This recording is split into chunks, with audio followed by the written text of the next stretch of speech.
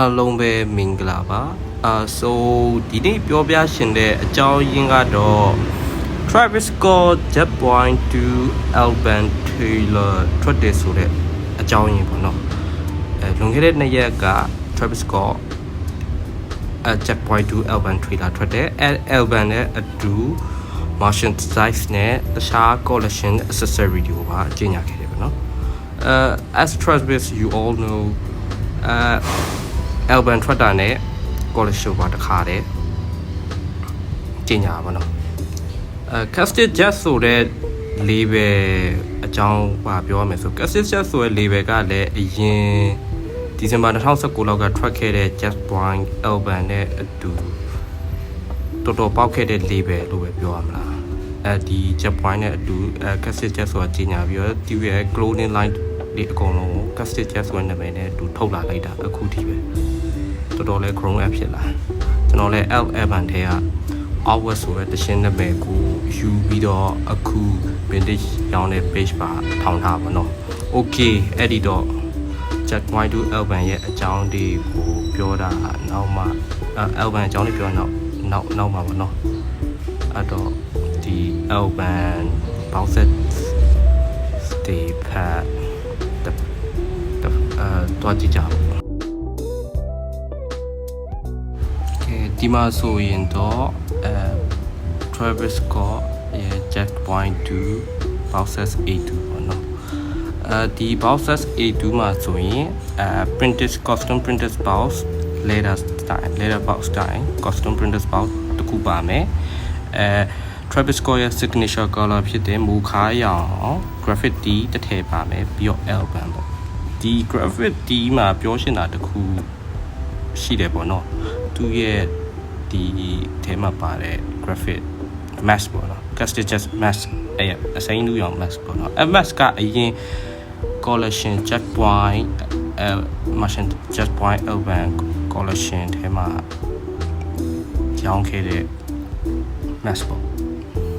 သူကအဲ့ဒါကိုပြန်ပြီး reference ယူပြီးဒီထဲမှာထည့်ထားတာပေါ့နော်ကဲဒါဆိုနောက်ထပ်A3 set ကိုကြည့်မယ်ပေါ့နော်ဒီ Jet.2 box set A3 မှာဆိုရင်မူခါရအောင် long sleeve နဲ့ LCD နဲ့ custom printed box ဒီမှာဆို long sleeve ကမူခါရအောင် Travis Scott ရဲ့ signature မူခါရအောင်ပဲအဲ့ဒါက 90 style tribal tattoo နဲ့ပုံစံရေးထားတဲ့ Jet.2 ဆိုရဲစာသားရဲ့အောက်မှာ2ပေါ့ပြီးတော့ဘယ်ဘက်နဲ့ညာဘက်မှာစာလေးထည့်ထားရပါတော့နောက်ထပ် B1 set box ကိုကြည့်မယ်ဆိုရင်လည်းအမဲပေါ့ dark mocha လို့ပဲပြောမပြောတတ်ပါဘူးအမဲရောင်ပေါ့ chocolate ရောင်chocolate အမဲရောင်လို့ရောင်နဲ့ graffiti တစ်ထည့်ပါတယ်စောစောလိုပဲtribal tattoo style graphic tee ရဲ့ graphic tee ရဲ့ print custom box ရဲ့ CD တစ်ချက်ရဲ့ပါတယ်ပေါ့နော် C1 box set ကိုတွားကြမယ်ပေါ့နော်ဒီ C1 box set မှာဆိုရင် resin dam တွေပါလာမယ်printed box ဆိုလဲအမှပြိုင်ကားတွေရဲ့ seatback ပေါ့seatback လေး print ထားရပါတော့ပြီးကြအောင်ရောဒီ graffiti ပေါ့graffiti ရဲ့ graphic ကိုကြည့်မယ်ဆိုရင်လည်း playpoint ဆန် graffiti လေးဆော်လေးနဲ့ ဆော်လေးကတာယာပေါ်မှာထိုင်နေတယ်အရှိကလိုပဲCD album T printed box ပေါ့နော်နောက်ထပ် C2 set ကိုကြည့်ရမယ်ဆိုရင် C2 set မှာကတော့စောစောလိုပဲ box တူတယ် C ဆိုတဲ့အတိုင်းပဲ C set ဆိုတဲ့အတိုင်းပဲပြီးတော့ album ပါတယ်ပြီးတော့ fusion graffiti ကလည်းရိုးကောင်းတဲ့လာဝကတိုင်း casted ကြအပေါ်3ခုလေးဒါနောက်ဆုံး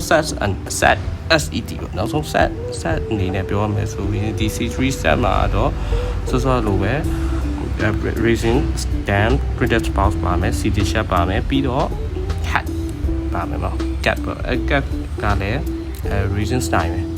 လို့ ပုံစံထွက်တယ်ပြီးတော့ graphic ကလည်းလာမဆိုးအရင် margin size တွေ design လုပ်ပြီးမဲ့ကျွန်တော်တော့ကြိုက်တယ်ဒီထဲမှာအကြိုက်ဆုံးက cap နဲ့ long sleeve လို့တော့ပြောလို့ရတယ်ပေါ့နော် casted jack point 2 urban နဲ့အတူထွက်မဲ့ margin size တွေအကြောင်းပြောပြီးဆိုရင်တော့အခုလောလောဆယ် collaboration ထွက်ထားတဲ့ Barcelona